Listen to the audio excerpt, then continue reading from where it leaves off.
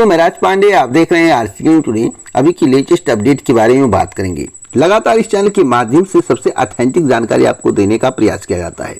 100% authentic जानकारी के लिए इस चैनल से जुड़ सकते हैं, चैनल को सब्सक्राइब कर सकते हैं। सर्वप्रथम मैं बात करूंगा यूपी टेट को लेकर। यूपी टेट का नोटिफिकेशन कब तक आएगा? दोस्तों, जब तक नई शिक्षा सेवा आयोग का गठन नहीं होगा तब तक यूपी टेट का नोटिफिकेशन नहीं आएगा। यह आपको भी पता है और मुझे भी पता है। सबसे पहले यह जानने की जरूरत है कि नए शिक्षा सेवा आयोग का गठन किस महीने तक हो जाएगा। तो हमने बोला अक्टूबर माह तक का समय लगेगा। अक्टूबर माह के बाद ही प्रक्रियाएं आगे बढ़ पाएंगी। आज से नहीं, परसों से आपको पता होगा कि नई शिक्षा सेवा आयोग का गठन हो रहा है। अभी तक नहीं हो पाया है, लेकिन 3-4 महीने से मैं बता रहा हूं, सितंबर अक्टूबर तक का समय जाएगा, उससे पहले नहीं। तो काफी भर्तियां नई शिक्षा सेवा आयोग के गठन के कारण ही फंसी पड़ी हैं। उसी में से एक नोटिफिकेशन भी है यूपी टेट का। तो यूपी टेट का नोटिफिकेशन आपको नवंबर माह तक देखने को मिल सकता है। उसके बाद इसकी परीक्षा कंडक्ट कराई जाएगी। दोस्तों, आज आप लोगों ने देखा होगा घोसी के रिजल्ट के बारे में आपको पता होगा। 42,000 से ज्यादा मतों से समाजवादी पार्टी के प्रत्याशी ने जीत हासिल की है और बीजेपी की बुरी हार है। ऐसा नहीं है कि कहीं बीजेपी नहीं जीती है। उत्तराखंड में बीजेपी की जीत हुई है महज 2800 कुछ वोटों से।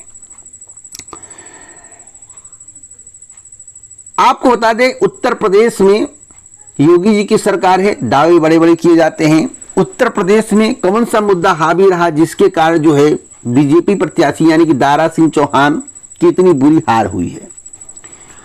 दोस्तों, मुद्दे तो कई हैं और एक जातिगत समीकरण के आधार पर उत्तर प्रदेश में वोट पड़ता है। अगर कोई कहता नहीं भैया बीजेपी के नाम पे वोट पड़ता है, सपा के नाम में वोट पड़ता है, या बीजेपी के इतने भक्त हैं, अंधभक्त कहो या भक्त कहो, भाई भक्त भी हो सकते हैं, अंधभक्त भी हो सकते हैं। सपा के भक्त, अंधभक्त जो भी हों, किसी भी पार्टी के हों, भाई जिसकी भक्ति लोग आंख मूंद कर करने लगे उसे अंधभक्त कहते हैं। तो इसमें यह मैटर नहीं है। देखिए दोस्तों, केवल 2 कैंडिडेट थे, सपा और भाजपा। जिस दिन उत्तर प्रदेश में, फिर मैं आपको बता रहा हूं, नतीजा आप लोगों ने देखा हुआ, आपके सामने है। जिस दिन उत्तर प्रदेश में एक प्रत्याशी होगा विपक्ष का, जिस दिन उत्तर प्रदेश में एक प्रत्याशी होगा विपक्ष का, वहां पर बसपा अपना कैंडिडेट नहीं उतारेगी, कांग्रेस अपना कैंडिडेट नहीं उतारेगा, आरएलडी अपना कैंडिडेट नहीं उतारेगा, कोई पार्टी अपना कैंडिडेट नहीं उतारेगी। और बीजेपी और सपा या बीजेपी बसपा या बीजेपी कांग्रेस में लड़ाई होगी।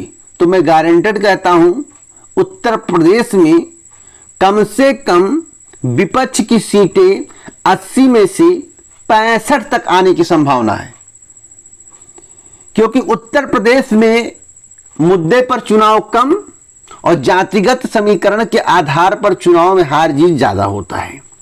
लेकिन ऐसा नहीं कि मुद्दे हावी नहीं रहे, मुद्दे हावी रहे। मुद्दा हावी रहा महंगाई का, मुद्दा हावी रहा पुरानी पेंशन का, मुद्दा हावी रहा बेरोजगारी का। और सब लोग यह जानने लगे हैं, सभी को इस बात की जानकारी होने लगी है कि कहा क्या जाता है और किया क्या जाता है।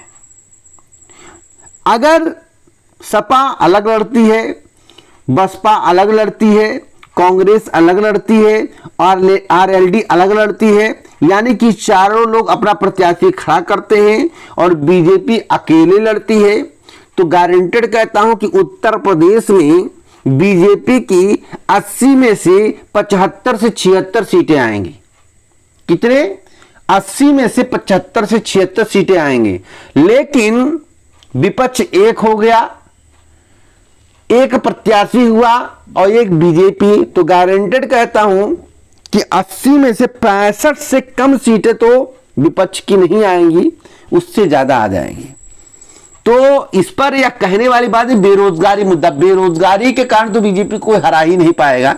बेरोजगारी बहुत ज्यादा बड़ा मुद्दा नहीं है। यह कहिए कि सब कुछ थोड़ा थोड़ा मिला के एक बड़ा मुद्दा बनकर तैयार हो गया, जैसे महंगाई हो गया, पुरानी पेंशन हो गया, बेरोजगारी हो गया, जातिगत समीकरण हो गया, किसी अन्य पार्टी के द्वारा कोई प्रत्याशी न खड़ा करना, यह भी एक प्लस पॉइंट हो गया।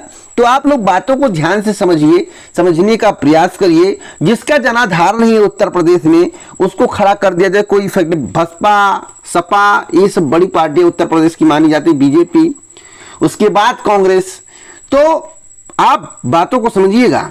जिस दिन संयुक्त हो गया विपक्ष, एक प्रत्याशी दोनों को, गारंटेड कहता हूं कि बीजेपी की 10 से 15 सीटें आएंगी, इससे ज्यादा नहीं आएंगी। और जब उत्तर प्रदेश बीजेपी हार गई तो केंद्र में सरकार बना पाना मुश्किल है। यह बात कोई कहेगा नहीं, मैं स्पष्ट रूप से आपको बता रहा हूं। अब अगली खबर के बारे में बात करेंगे। अगली खबर है यूपी ट्रिपल एससी पेट को लेकर। दोस्तों, आपको मालूम होगा कि परीक्षा कब होगी। नोटिस उत्तर प्रदेश अधीनस्थ सेवा चयन आयोग के माध्यम से जारी किया जा चुका है। पेट सेंटर पर काम कब शुरू होगा? तो 15 सितंबर के बाद डेट फिक्स है, उसी पर सेंटर खोजने का प्रयास किया जाएगा। 900 से ज्यादा परीक्षा केंद्र बनाए जा सकते हैं। सीसीटीवी कैमरे की व्यवस्था होगी ऑनलाइन। अब की बार आपको ओएमआर और बुकलेट अलग तरीके से देखने को मिल सकता है। साथ साथ मैं आपको बताना चाहता हूं कि व्यवस्थाएं चुस्त दुरुस्त रहेंगी। नकल की गुंजाइश ना के बराबर अब की बार होगी। हाँ भैया, जिसको नकल करना होगा, जिसको जुगाड़ लगाना होता, ऐसा नहीं कि भ्रष्टाचार मुक्त या नकल विहीन परीक्षाएं हो जाती हैं उत्तर प्रदेश में, ऐसा नहीं, लेकिन संभावनाएं कम रहेंगी।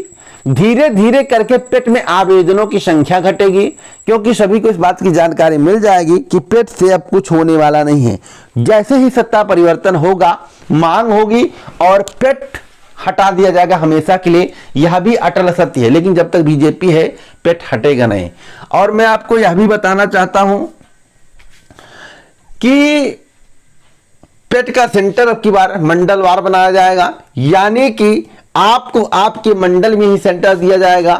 अब 80 किलोमीटर भी हो सकता है, 120 किलोमीटर भी हो सकता है। हाँ, जो लास्ट में आवेदन किए हो सकता है कि उनका सेंटर दूर बन जाए, ऐसी भी संभावनाएं जताई जा रही हैं। तो अगर आपको वीडियो पसंद आया हो तो इस वीडियो को शेयर करें, लाइक करें। पूरा वीडियो सुनने के लिए दिल से धन्यवाद।